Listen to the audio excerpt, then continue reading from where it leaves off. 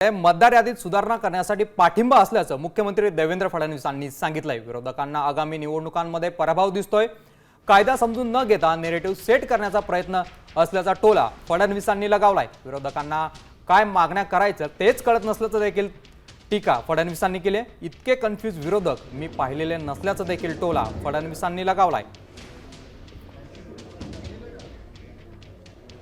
एक कन्फ्यूज विरोधक मी माझ्या जीवनात बघितलेले नाहीत आणि इतके मोठे मोठे लोक हे सगळे त्यांना कोणाकडे गेलं पाहिजे, कायदा काय आहे या सगळ्या गोष्टी माहिती आहेत की नाही मला माहिती नाही, पण मला असं वाटतं की त्यांना सगळं माहिती आहे। केवळ नरेटिव्ह तयार करण्याचं काम आहे आणि म्हणून या 2 दिवसाच्या त्यांच्या चक्रा फियास्को आहे, फियास्को। त्यांना कल्पना देखील नाही की कोणाकडे काय मागणी केली पाहिजे। मला असं वाटतं म्हणूनच यात सगळ्यात ज्यांना समजतं ते पवार साहेब आहेत। कालच पवार साहेबांच्या लक्षात आलं आणि म्हणून पवार साहेब आज त्यांच्यासोबत गेले नाहीत।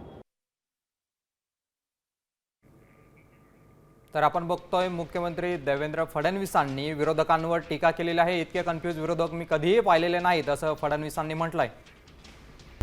आता isakal.com आहे देशातील नंबर 1 ची मराठी न्यूज वेबसाईट। प्रत्येक अपडेटसाठी isakal.com ला नक्की भेट द्या।